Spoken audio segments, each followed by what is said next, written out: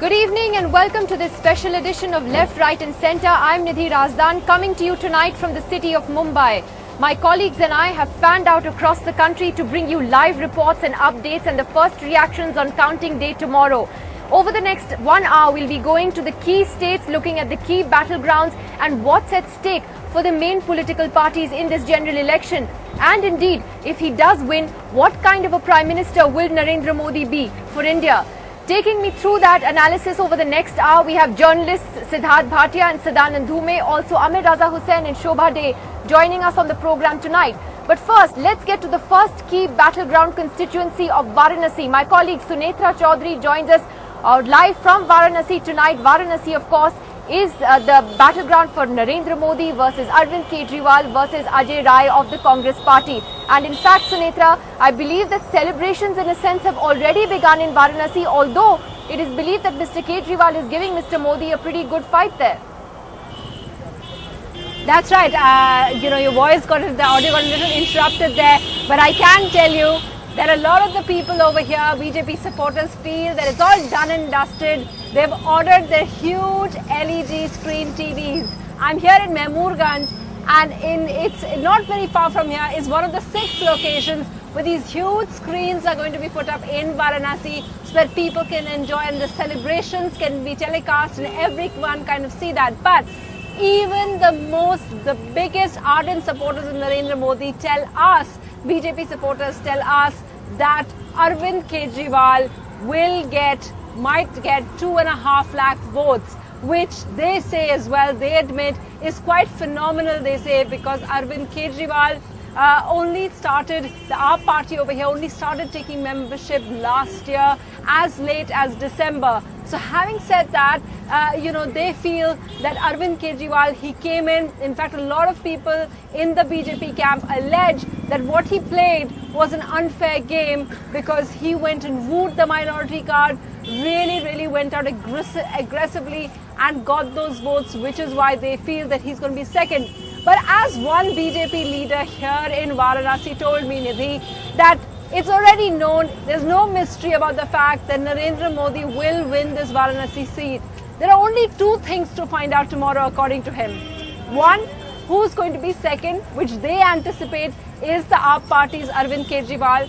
And second, they say, which one of them or will both of them they think lose their deposit. They're saying Ajay Rai, the Congress candidate from here, they're saying is likely to do so.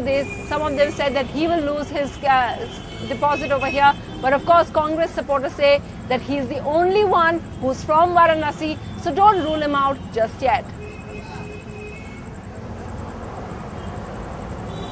Sunetra, also I believe that Mr. Modi in fact has already planned some kind of a homecoming in a sense to Varanasi. He's going to take part in some aarti. Clearly they are anticipating victory. So his program has in a sense already been chalked out in the next couple of days. That's right. Today if you went to the BJP campaign office here, one is in Gulab Bagh, which is the district office, the other office over here, you'd see a lot of there wasn't really much activity because it was all behind closed doors. The BJP leaders know they don't want any kind of confrontation with the local administration over here. The local state government has already reiterated Election Commission's order that you can't have a victory rally. So they're looking at ways, the entire think tank brainstorming is happening about how can they have a celebration which won't defy those orders by the Election Commission.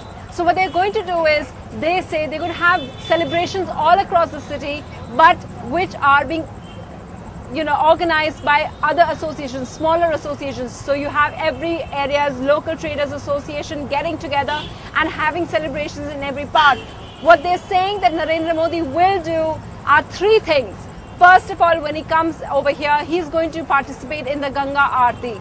Second, they say he will go to the Kashi Vishwanath temple over here. And third, the one that a lot of the workers over here are really looking forward to is that he will speak to the party workers over here, Nidhi. Alright, Sunetra, thanks very much. Sunetra has a busy couple of days ahead of her because it seems that much of the action and the color will be there from Varanasi. Let me just get quick comments now from our guests tonight, Amir Raza Hussain, Sadanand Dhume, Shobha Dey and Siddharth Bhatia. Siddharth Bhatia, to you first. We're already seeing celebrations in Varanasi, celebrations in the BJP, anticipating a Modi win. And there's also already talk about possible cabinet berths and portfolios, and we're hearing a lot of churning already happening with regard to what Mr. Advani will do, whether or not Sushma Swaraj will be part of the cabinet and so on. Is that going to be something that will be a little tricky for Mr. Modi to manage, or if the mandate is clear, then easier for him than more difficult? Siddharth Bhatia. Oh, it won't be tricky at all, Nidhi. In fact, that process began a year ago, and gradually, if you've seen, all those who could have been a possible challenge to Mr. Modi were gradually sidelined. He may call one or two people like Sushma Swaraj to say, come and join the cabinet or something. But generally speaking, I think his ascension is now clear within the party. And if he wins big, then it will become even more impossible for anybody who's remotely, say, a challenge to hang around anywhere close to the top, or within even within the immediate circle, like in the cabinet or something like that. So I think that's part of the process. That churn was happening anyway. The old guard, if you will, was going. Some of those old guard gradually and very smoothly moved over to Mr. Modi. Mr. Jaitley is one of them, but others couldn't. And I think their political careers might go into hibernation now in the coming years. Right. Let me just get a comment from. Let me just get a comment from Sadanand Dhume on the question of Modi as leader. Sadanand, do you get a feeling that Mr. Modi will, in a sense, have to maybe change the way he functions if he has to be Prime Minister, in terms of taking allies along, other people in his party along, or is he going to be who he is and the way he ran Gujarat? I mean, yes and no. I think a lot of it depends on whether the exit polls are correct. If the exit polls are correct and Mr. Modi is in fact leading the BJP to an emphatic victory, and leading it to the most emphatic victory we've seen in Indian elections since 1984, then I think the pressure on him to radically change his style will be less. If, however, the exit polls are off and he has less of a majority, then of course he's going to have to adapt, he's going to have to tailor his style to the needs of coalition building. But the degree to which he does that is going to be entirely a function of the number of seats he wins. Amir Raza Hussain, Modi as Prime Minister, what is that going to mean in terms of his style of functioning? Do you think Modi will be different when he's Prime Minister? What do you think? I think the closest parallel one can draw to Mr. Modi is that of Indira Gandhi. Style would be dictatorial, style would be stamping out opposition, style would be not tolerating any criticism. Basically the style he has followed for the last 13 years in Gujarat. He has not let any leader in his cabinet emerge as a challenge, or even emerge as a possible power center, a small power center in Gujarat. So that is possibly what he is going to do in Delhi. What would be interesting to see is how the senior officers of the police and the bureaucracy are going to react to Mr. Modi. Are they going to become stooge-like and sort of serf-like in their attitude to him as Prime Minister? Or are they going to be able to hold their own? After all, the bureaucracy in the center is very different and much more powerful than the bureaucracy of a state. So it would be interesting to see how that kind of reaction happens. Right. Nidhi, can I jump However, in on that? if the polls are completely off, Right. I just go across to Shobha Day as well, who joins us tonight from Mumbai. Shobha, in the run-up to this entire election, we've seen this country so bitterly divided, especially on the issue of Mr. Modi. And many would say, someone like Sadanand would say, that many of the fears about him as leader of this country have been overblown and overstated. Now it is very likely that he could then therefore emerge as the Prime Minister tomorrow. Do you see something different that you think would emerge in his style of functioning, or do you also believe that those fears that many of the intellectuals have been overblown? Well, to start with, Nidhi, I think Aren't we all jumping the gun a bit? I mean, the celebrations have started. We don't even know what the outcome is likely to be tomorrow. So there are people already making 2,000 kilos of laddus to distribute. This kind of, I just find it conduct unbecoming. Even in victory, there should be a little grace, a little modesty, a little humility. It doesn't kill anybody. Even assuming that it's a given, assuming he's going to, tomorrow Varanasi is going to be all ablaze with aartis and diyas, I just feel that there may be some really spectacular surprises in store for us. For example, the media didn't really cover Aam Aadmi, the AAP parties, when Arvind was in the streets of Varanasi. They were so busy focusing on the streets of Saffron. They were so busy focusing on Rahul Gandhi, who had helicoptered in and helicoptered out, or whoever came in. And we completely missed the sea of white, and which was spontaneous. It was the people of Varanasi. It wasn't an orchestrated crowd. They weren't party workers who had been brought in from anywhere. So I would say hold those laddus for now. How he functions, he's a very intelligent leader. His style has been established in Gujarat. Let me just ask one simple question. Apart from Amit Shah, who can be seen as either his biggest supporter and ally, or his hatchet man, his henchman, apart from that one name, have we heard of even one single other leader in Gujarat emerging in Modi's shadow? Yes, you have. That should say a lot about his style of functioning. Yes, you have. Whether that will carry forward in Delhi, I would doubt it, because that simply won't work, because Gujarat is not India and India is not Gujarat. He will necessarily have to co-opt better brains. And if you're talking about old stalwarts being sort of sent off to graze in the pastures, what is all this talk about Arun Shourie and the position he's going to be holding in the next cabinet? Where does he fit in? Is he part of the old brigade? Is he part of the middle brigade? Okay, what? Can I jump in? So I think Modi will be shrewd. He is a shrewd tactician, and he will pick his team, thinking also about foreign policy, thinking also about his image internationally, and it's not only about impressing Gujarat. He also has to woo a lot of India, not entirely enamored of him so far. He doesn't have a track record as a national leader. Shobha, I'm going to keep revisiting this point throughout the show, because there's a lot to talk about it. I'll just keep revisiting that point. I just want to go across now to Bangalore, to my colleague Maya Sharma, who I think we have from there. And Bangalore, again, a very important constituency, Maya, for many reasons. One is that, at least as far as the exit polls are concerned, the BJP, which had it drubbing the assembly elections there, is showing some sort of a comeback, an important comeback being made by the party. And you have, of course, some very high-profile contests there. Oh yes, absolutely. Bangalore is going to be fascinating tomorrow. And yes, you're right, a big difference is hoped for by the BJP. They were a miserable third in the assembly elections just last year. But as Anand Kumar was saying, what they're hoping for is that the people of Karnataka gave them their lesson during the assembly election, and that the Lok Sabha election will be different. And it is certainly true that Karnataka tends to vote differently for the assembly and for the Lok Sabha. There does often seem to be a big divide there. Bangalore South, where I am now, a fascinating contest between the seasoned politician Anand Kumar and a big challenger from the Congress, Nandan Nilekani, Infosys co-founder. That's the one really to watch. But also high-profile candidates in the centre as well. Balakrishnan, formerly CFO of Infosys, joining the Aam Aadmi Party and stepping into the political fray. A former chief minister in Bangalore North for the BJP, Sadanand Gowda. So lots of excitement here. Karnataka is, of course, one state where the Congress is expected perhaps to do a little bit better than elsewhere in the country. Maybe not quite as embarrassing as perhaps other states might be.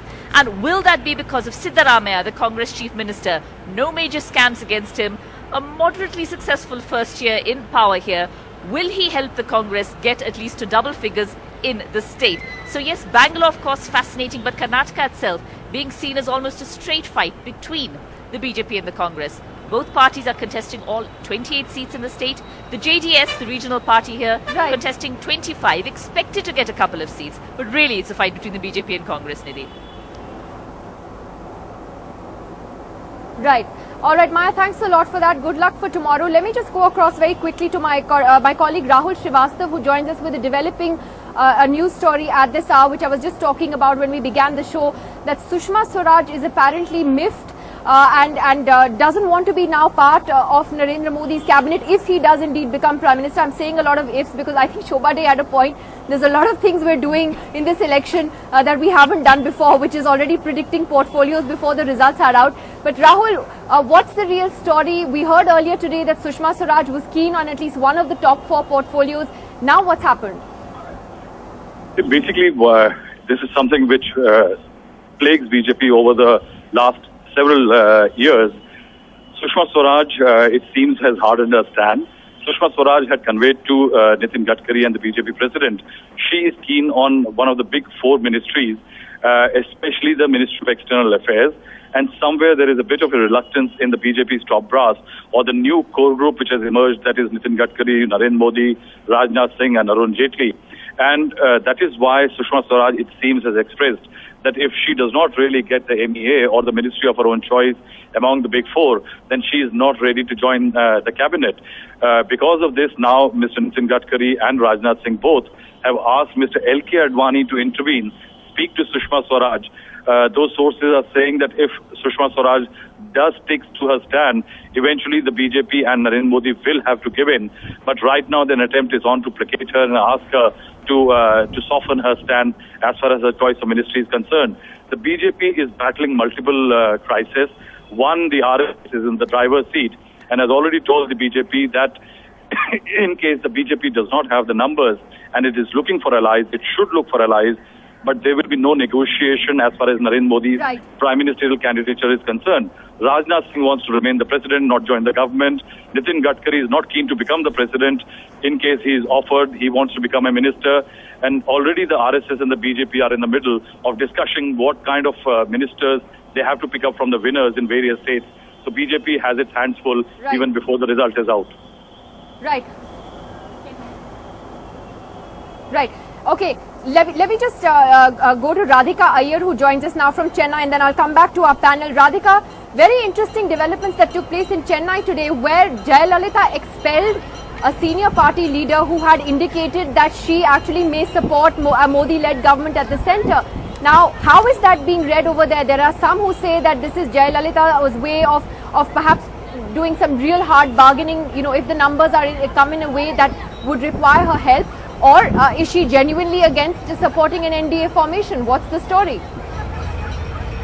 Oh yes, Nidhi, if you're talking about demanding women, if you're talking about how Sushma Swaraj is pitching for a better portfolio in the ministry, then here is a lady politician who just cannot be ignored, especially this election. She's expected to do very well. She began very early, as always, in her campaigning. And this time around, it seems that she decided, to go to this election without an alliance, pre-poll alliance. During the campaigning, when it just touched its peak, just ahead of 24th of April, when Tamil Nadu voted, there were brickbats that were thrown at each other. First, Modi criticized Ms. Jayalalitha, and then Ms. Jayalalitha criticized Modi and his so-called development model in Gujarat. So, with this particular expulsion of a senior leader of the AIADMK, it seems that she's positioning herself very well. All through the campaigning, she was hitting out at the Congress and the DMK. She read the situation very well, and now she, sources close to her believe that the exit polls, hoping against hope, will be wrong, and that the BJP and the NDA overall will not perhaps need or perhaps win a complete majority. So should they need an ally, then Jayalalitha it is, knowing fully well that Mr. Modi and Ms. Jayalalitha are known to be good friends, but she's not going to be an easy or a reliable ally. She's going to be as demanding. She's also going to be positioning herself very well, because through the campaigning we've been traveling across, and it seems that she's used her position very well, and also hoping to play an important role in government formation. Whether or not the NDA is forming the government, she's hoping that there could be possibility of a third front, given the fact that Mamata Banerjee earlier has also said that she does not oppose Jayalalitha as the prime ministerial candidate. So at this point, advantage Jayalalitha, and she is hoping till the last minute that she can position herself well Radhika, for any situation. Right, let me just go. All right, Radhika, thanks very much. Let me just go across to Siddharth Bhatia for a quick comment on that. Siddharth, this whole issue of allies and Jayalalitha in particular, what do you think is the real story there? Of course, perhaps the real story will really only emerge tomorrow when the numbers are out. But do you think this is hard bargaining by Jayalalitha? Well, as far as I can see, Jayalalitha is in a kind of a comfortable win-win situation. Let us assume the NDA gets sufficient numbers. She can just sit back and continue being a chief minister and wait for an opportunity as and when it comes. Of course, she'll have to have good relations with the central government. If they need allies, she can step forward, ask for, her pound of flesh and much more, because she is not some pushover. And if by some miracle and a third front kind of situation emerges, she is there to offer herself. So she is sending a message to say, no matter what the situation is, I am sitting pretty. And she has been always continuously made it clear that she is not going to be an ally unless it is going to be on her own terms. So I think in her case, unlike in Mamta's case, who has said, no way will I join Modi, in Jayalalitha's case, she has really let it be known that she is open to every option, and as long as it works to her advantage. Shobha Dey, the importance of the regional players in this election, even if the NDA was to get the numbers on its own, at the end it is as a coalition that it is able to do that. But the importance of the regional players clearly on India's electoral scene is something that really can't be undermined, and perhaps they will play an even more important role after this election. Who are you asking? Nidhi, I completely agree with you, which is why they're sitting pretty. They're sitting on the sidelines, waiting to actually use all the muscle power at their command when they need to. And as far as Jayalalitha is concerned, she's really Narendra Modi in a sari, or you can say Narendra Modi is a Jayalalitha in drag. That is the kind of personality she has always had. And she has been a leader, a no-nonsense leader. She is a tough customer, and she's not going to settle for anything less. And the regional players are going to play a huge, huge role.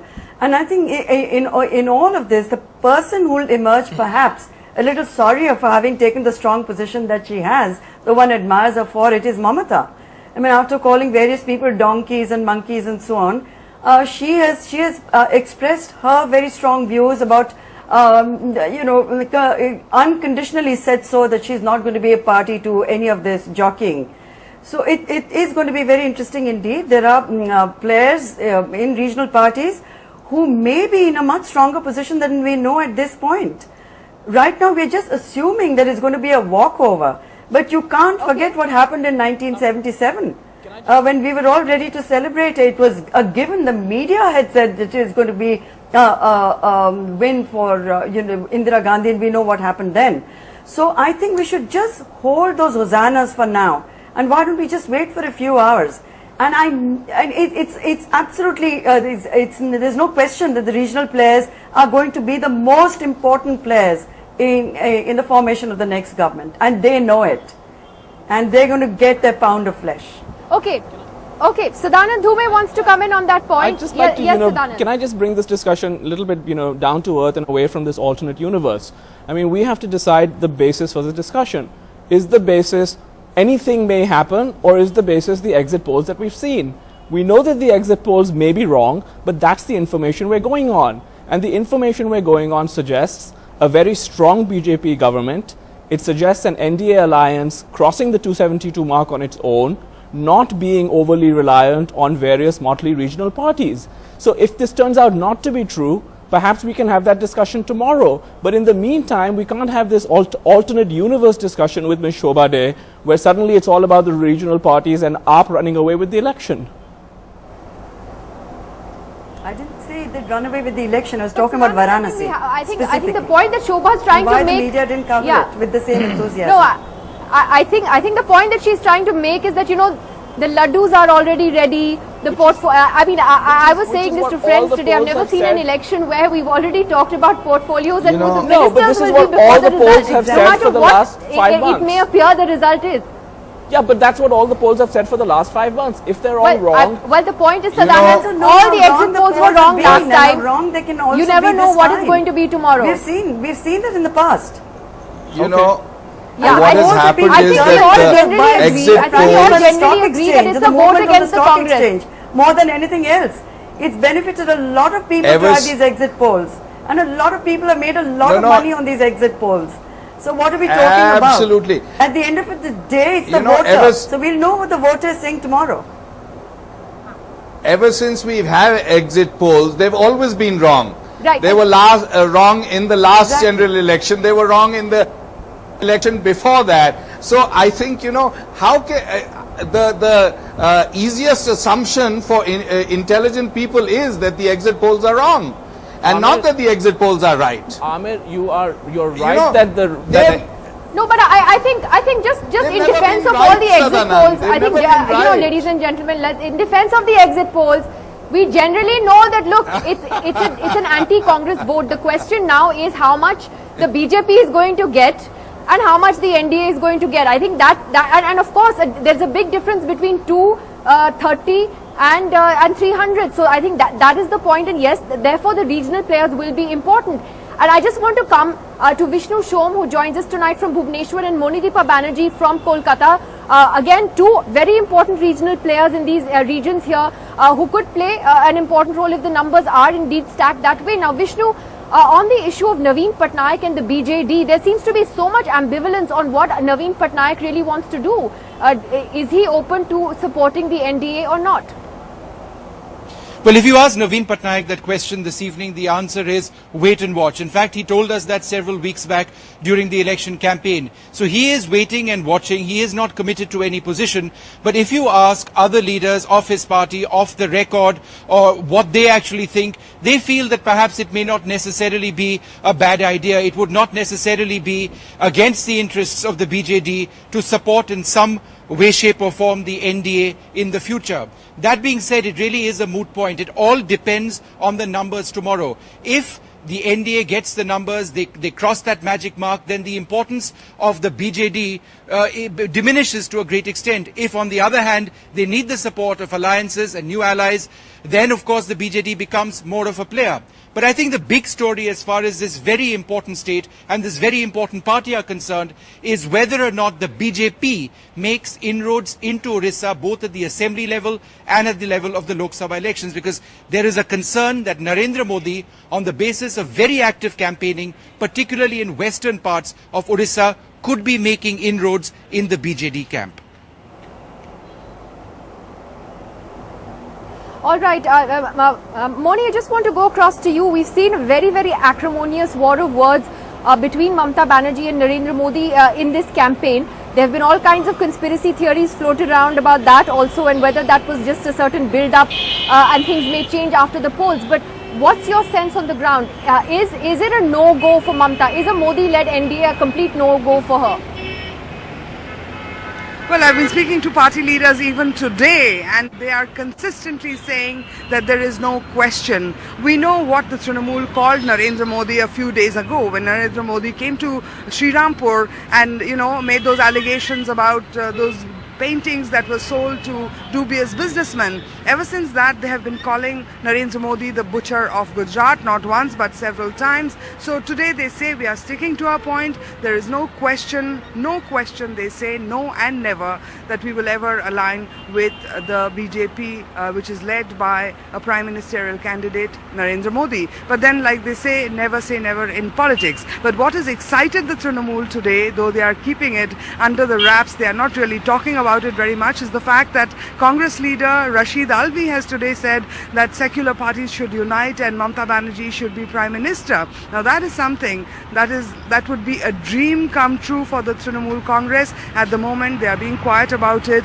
but I'm sure we'll hear more about it later once the numbers actually come out. Now, in the event of the NDA getting around 200, that is when perhaps NDA could start looking for allies like the Trinamool Congress. But at the moment, with all the exit polls saying that they will have a clear majority, Mamata Banerjee is not looking at the BJP at all. That's what the Trinamool leaders are saying. But who knows, maybe they are looking at the Prime Minister's chair themselves. All right, very interesting points raised by you and Vishnu there. Amir Raza Hussain, the regional parties whom one thought had an important Muslim vote to look out for, the fact that, you know, anything can happen, you know, in a post-NDA world if it is that. What do you make of that? I mean, people like Mamata Banerjee, Naveen Patnaik, you know, in a sense, flocking to the NDA for their political reasons, which could backfire on them in their own states, and yet, you know, nothing is ruled out. You know, I can't go on assumptions which are being made that regional leaders will flock to the NDA. Someone has said something, indications of some little comment which some politician in a regional party may have made. I think this is all in the realm of theory at the moment. And I don't think any regional party thinks that joining or having two ministers in the center is more important than retaining their vote base in the state. So I cannot see a Mamata Banerjee, for example, happily run towards the NDA. I don't think it's going to happen. And despite the saffron surge that we are seeing today, regional parties are going to ensure that, in fact, more because of the saffron surge, they are going to ensure that their votes and their vote banks in states are absolutely secure. So I can't see this complete rush to join the NDA. I think that again is a fallacy of the press. Right. But let me take that to Siddharth Bhatia then. Siddharth, we're also hearing murmurs here in Maharashtra, you know, about the NCP possibly changing sides. Now, whether or not that's going to be of any use to the NDA with its tally and all of that is another point. But do you see these switchovers happening, or do you agree with Amir Raza Hussain that there'll be a greater degree of caution? You know, I must tell you that regional parties, by their very nature, smaller regional parties, especially those who are very rooted in the kind of nativist or linguistic politics of their state, they always look for self-preservation. And self-preservation can mean managing your own bastion, and it can also mean having a foothold in Delhi. As far as Maharashtra is concerned, if you remember about 4 to 6 months ago, the Shiv Sena had clearly said, why is Sharad Pawar trying to enter the NDA? I mean, they had clearly said it, and that stymied any pre-poll kind of possibility. But Mr. Pawar will always like to have some kind of maneuvering possibility, so it's a good chance. He's not likely to get 8, but if he gets 8 or 7, to offer his services to an NDA government, the NDA should be quite happy on the whole to get, because that means he's never going to be a threat of any kind in numerical terms. And Mr. Pawar will then be looking at October, when he'll want to create a bigger alliance with other parties to again come back to power. The fly in the ointment here is the Shiv Sena. The Shiv Sena is going to say, no way, we do not want him. So I am expecting the moment the results are out, within days Maharashtra politics will undergo a change.